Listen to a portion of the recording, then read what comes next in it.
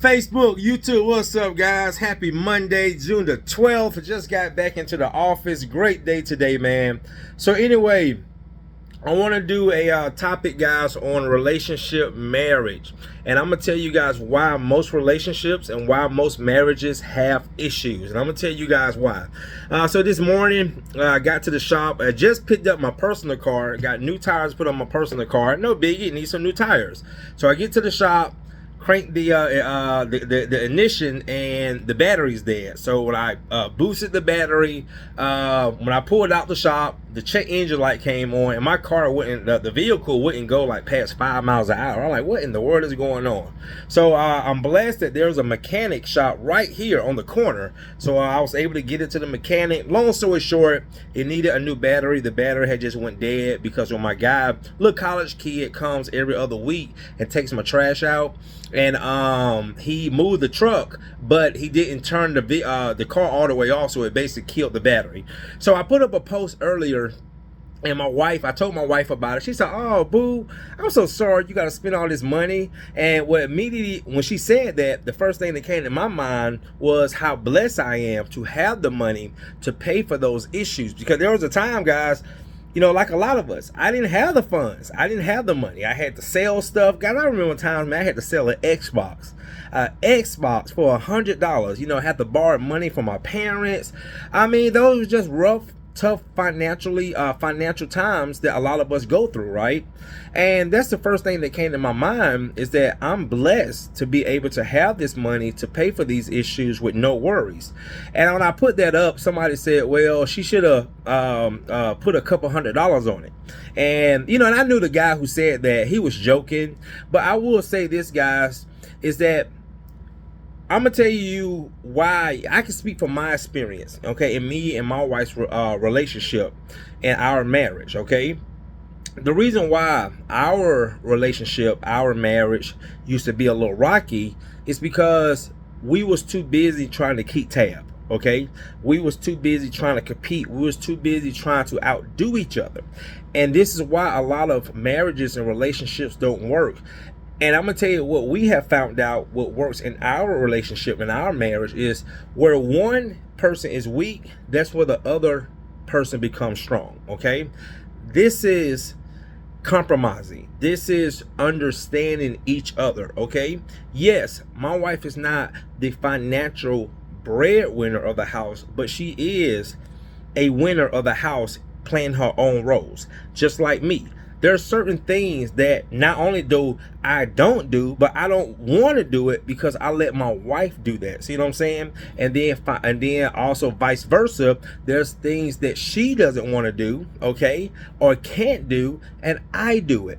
And that's when we realize, instead of us trying to compete, trying to, well, I did this when you should do that. Like, I see a lot of marriages like, well, 50-50. Okay, well, if the mortgage is $2,000 a month, you gotta pay $1,000, I gotta pay $1,000. Okay, well, I paid $1,200, you short, well, you gotta give me my $200 back next month.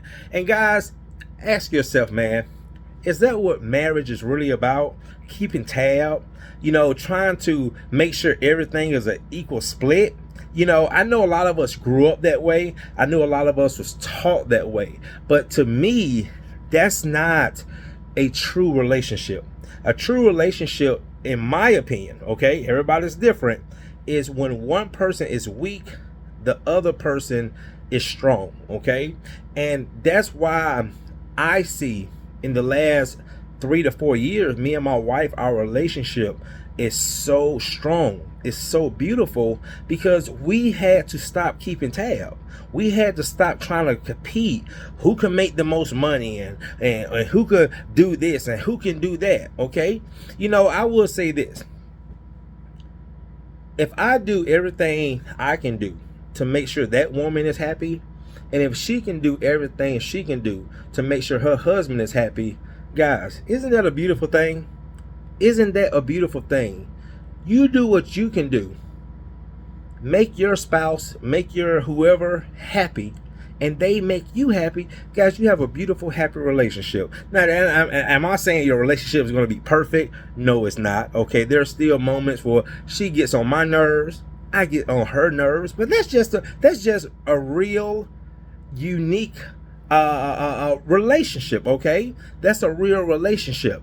But my thing is, man, is that the reason why, you know, so many relationships always having issues, always failing. Okay, me and my wife are about to be married for going on 12 years, and guys, I'm gonna be honest, it don't even feel like dang, not in a bad way, but dang, I've been married for going on 12 years. All right, I mean, it kind of feel like maybe 6 or 7, but we about to be married 12 years. Okay, she's 42, I'm 41, and it's a beautiful thing. I mean, marriage is a beautiful thing because, first of all, you're doing something right in the Lord's eyes. Okay, you're doing it the way the Lord designed us to do it. All right, and also too, man, it's like, I will tell people this: when I got married, you know, there's just a lot of rocky things going on in my life, in our relationship. But I will say this: when we got married, guys, I tell people this all the time. So many doors start opening, and I realized that was God's confirmation that we was doing it the way He wanted us to do it. Okay, the way He designed for us to do it. And when me and my wife got married 12 years ago, guys, that's when the business started getting better. That's when our relationship started to get better. That's when the finances started to get better. Things just started to get better because we was doing it the right way. And then along the way, we're still learning each other. We're still trying to figure each other out, because again, we're still, even though we're one in God's eyes, but in reality, we're still two individuals. So we're still trying to figure each other out. There's a lot of things that I have learned from my wife, and there's a lot of things that she has learned from me. Like, for example, you guys see this Courtney now, outgoing, like to go on vacations, like to fly, out here doing well. Guys, there was a time that Courtney did not exist. I was lazy. I was sorry. I was a loser. But my wife told me she saw the potential in me, and she had to stay on me. Okay, she had to stay on me because she knew what she had. She knew she had a diamond in the rough. Okay, but she groomed me, and I'm not afraid to say that. My wife groomed me. Okay. And now here it is. I'm able to take care of her. I'm able to take care of our kids. I'm able to give them a great life, okay? Because it just wasn't all on me. It was also her. And there's certain things that her weaknesses that she had that I helped her work on, that helped her become a better person, a better wife, a better mother. So I will say, guys, in marriage, man, you know, instead of always trying to work apart, sometimes, guys, you need to, well, I ain't gonna say sometimes, all the time, you need to work together. Okay, if one person is not doing so well, let's say financially, because finances, guys, we know finances can bring a lot of stress. Don't pull that person down. Oh, well, you ain't playing your part, you ain't doing your part. Okay, and especially as men, okay, you out here dependent, especially, and I will say this: unless you are disabled or for some type of medical issue, you just can't work, that's understandable. But if you're a grown man that can get out here every single day and walk, okay, and you can pick something up, and you don't have no major back issues, all right, guys, that's uncalled for, all right?